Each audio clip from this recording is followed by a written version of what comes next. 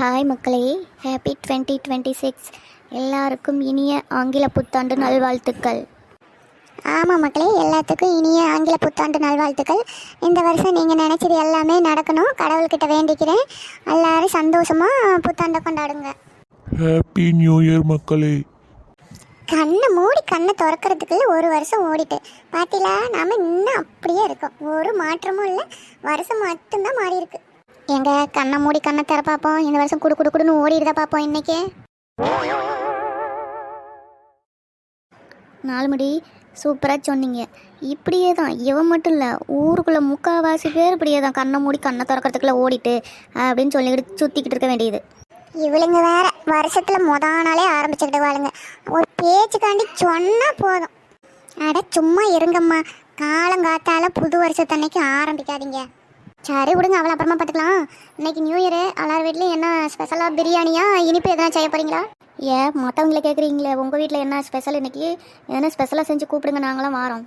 ஒரு நல்ல நாள் போலனா ஒரு 10 ரூபா செலவு பண்ணி எங்கள் மாதிரி ஆளுங்களுக்கு சோறு போடு. 4 முடி இருக்கிற பணத்தெல்லாம் வச்சுக்கிட்டு என்ன தான் பண்ண போறியோ தெரியல. போன வருஷம்தான் ஊடா ஓசி குழம்பு ஓசி சோறா வாங்கிட்டுன்னு வருஷமே கழிஞ்சிட்டு, இந்த வருஷமாச்சும் கொஞ்சம் தாராளமாக செலவு பண்ண கற்றுக்க. அதை ஒரு தண்டைச்சோறு சொல்லுவேன், நீ வாய மூடு. பத்மினி அக்கா, உங்கள் வீட்டில் தான் எதனா ஸ்பெஷலாக இருக்கும். இன்னைக்கு என்ன ஸ்பெஷலாக செய்ய போகிறீங்க சொல்லுங்க பார்க்கலாம்.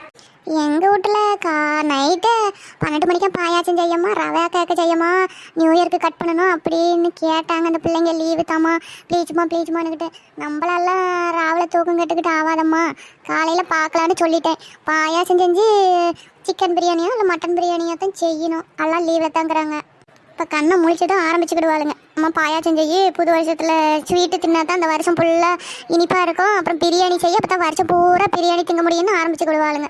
ஆமாக்கா பாட்டில அந்த பிள்ளைங்க வீட்டில் இருந்தாவே ஒரே ராவடி தான். அதை செய்ய இதை செய்யன்னு ராவடி கட்டுறாங்க. எங்கள் பிள்ளையும் அப்படித்தான். நைட்டு ஆமாம் கேச்சரி கிண்டி விடுமான்னு ராவடி கட்டிட்டு இருந்தால் 11:30 வரைக்கும்.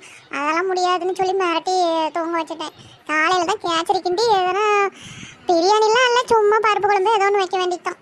அப்புறம் நைட்டு 6-12 மணி வரைக்கும் முடிச்சுட்டீங்க, இல்லை கொரட்டை விட்டு தூங்கி போயிட்டீங்களா? ஏன்னு முடிச்சுட்டுக்கலான்னு பார்த்தேன், ஒன்றும் கண்ணை மூடிட்டு தூக்கம் வந்துருச்சு. அப்புறம் தூங்கி போயிட்டேன். பின்ன கண்ணை மூடிக்கிட்டு தூக்கம் வராத, கண்ணை முடிச்சுக்கிட்டா 4 மணி தூக்கம் வரும். நான் அப்பா கலாய்ச்சதுக்கு இவ இப்போ கலாய்ச்சிட்டா. இதுதான் நம்ம பய புத்தின்றது. சரி அம்மா சொல்லுங்க, நைட்டு 6 முடிச்சுட்டு இருந்தீங்க விடிய. என்னெல்லாம் முழிக்க முடியல 4 முடி. நான்லாம் நல்லா உறங்கிட்ட பார்த்துக்கிடுங்க. இழுத்து போட்டு குளிர் வேற, சரியான குளிர். இந்த பிள்ளைங்க தான் பட்டாச்சு டப்புன்னு வெடிச்சுக்கிட்டே இருந்தாங்களா, அது வேற ஒரே தொல்லை. தூக்கம் கெட்டு போய் அப்புறம் காலையில் 8 மணிக்காக தான் எந்திரிச்சு பார்த்துக்கிடுங்க. ஆமாம்மா, நானும் நல்லா உறங்கிட்டு பார்த்துக்கிட்டேன்.